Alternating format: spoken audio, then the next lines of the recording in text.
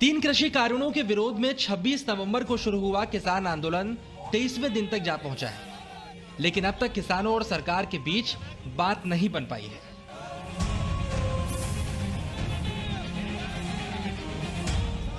पांच दौर की वार्ता, प्रधानमंत्री की अपील, किसानों को कृषि बिल के बारे में समझाने की तमाम कोशिशों और मामले में सुप्रीम कोर्ट की एंट्री के बावजूद किसानों और सरकार के बीच कृषि बिल पर गतिरोध बरकरार है। किसानों को मनाने की सरकारी कोशिशें जारी हैं और अब कृषि मंत्री ने किसानों के भ्रमजाल को तोड़ने के लिए एक चिट्ठी लिखी है। इस चिट्ठी में नए कृषि कानूनों पर किसानों की सभी शंकाओं का समाधान किया गया है और उन लोगों के नाम भी उजागर किए गए हैं जो कृषि कानून पर किसानों को भड़काने और भ्रम फैलाने का काम कर रहे हैं। प्रधानमंत्री नरेंद्र मोदी ने भी किसानों से इस चिट्ठी को पढ़ने का आग्रह किया है। कृषि मंत्री नरेंद्र सिंह तोमर जी ने किसान भाई बहनों को पत्र लिखकर अपनी भावनाएं प्रकट की हैं। एक विनम्र संवाद करने का प्रयास किया है। सभी अन्नदाताओं से मेरा आग्रह है कि वो इसे जरूर पढ़ें। देशवासियों से भी आग्रह है कि वे इसे ज्यादा से ज्यादा लोगों तक पहुंचाएं। चलिए अब हम आपको बताते हैं आखिरकार कैसे इस चिट्ठी के जरिए कृषि मंत्री ने किसानों के भ्रमजाल को तोड़ने की कोशिश की है। किसान भाइयों और बहनों के नाम लिखे गए इस पत्र में केंद्रीय कृषि एवं किसान कल्याण मंत्री नरेंद्र सिंह तोमर ने किसानों के भ्रम को तोड़ना अपना दायित्व बताया है और खुद को भी एक किसान बताते हुए लिखा है, मैं किसान परिवार से आता हूँ। खेती की बारीकियां और खेती की चुनौतियां दोनों को ही देखते हुए समझते हुए मैं बड़ा हुआ हूं। खेत में पानी देने के लिए देर रात तक जागना, पानी चलते हुए मेल टूट जाने पर उसे बंद करने के लिए भागना, असमय बारिश का डर, समय पर बारिश की खुशी, ये सब मेरे भी जीवन का हिस्सा रहे हैं।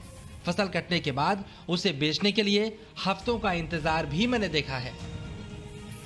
कृषि मंत्री ने कोरोना काल में बम्पर बुआई करने वाले किसानों की तारीफ करते हुए तीन कृषि कानूनों पर फैलाए जा रहे झूठ की सच्चाई भी बताई है। झूठ फैलाया जा रहा है कि एमएसपी की व्यवस्था खत्म हो रही है, एपीएमसी मंडियां बंद की जा रही हैं, जबकि सच है एमएसपी सिस्टम जारी है, जारी रहेगा। एपीएमसी मंडियां इस कानून की परिधि से बाहर है। झूठ फैलाया जा रहा है कि किसानों की जमीन खतरे में है, जबकि सच्चाई यह है कि एग्रीमेंट फलों के लिए होगा, ना कि जमीन के लिए। सेल, लीज और गिरवी समेत जमीन के किसी भी प्रकार के हस्तांतरण का करार नहीं होगा। झूठ फैलाया जा रहा है कि बकाये के बदले कॉन्ट्रैक्टर जमीन हथिया सकते हैं, जबकि सच ये है परिस्थिति चाहे जो भी हो, कानून में किसानों की जमीन पूरी तरह से सुरक्षित है। झूठ फैलाया जा रहा है कि कॉन्ट्रैक्ट फार्मिंग में किसानों के लिए मूल्य की गारंटी नहीं, जबकि सच ये है कि फार्मिंग के एग्रीमेंट में कृषि उपज का खरीद मूल्य दर्ज किया जाएगा। झूठ फैलाया जा रहा है कि किसानों को भुगतान नहीं किया जाएगा, जबकि सच है किसानों का भुगतान तय समय सीमा के भीतर करना होगा, नहीं तो जुर्माना लगेगा। ये झूठ भी फैलाया जा रहा है कि किसान कॉन्ट्रैक्ट को खत्म नहीं कर सकते, जबकि सच है कानून के मुताबिक किसान किसी भी समय बगैर किसी जुर्माने के कॉन्ट्रैक्ट को खत्म कर सकता है। झूठ फैलाया जा रहा है कि पहले कभी कॉन्ट्रैक्ट फार्मिंग की कोशिश नहीं की गई, जबकि सच है कई राज्यों ने कॉन्ट्रैक्ट फार्मिंग को मंजूरी दे रखी है और कई राज्यों में कॉन्ट्रैक्ट फार्मिंग संबंधी काम चल रहा है। एक झूठ ये भी है कि इन कानूनों को लेकर कोई सलाह मशवरा या चर्चा नहीं की गई, जबकि सच ये है कि 2 दशकों तक कानून पर विचार विमर्श किया गया।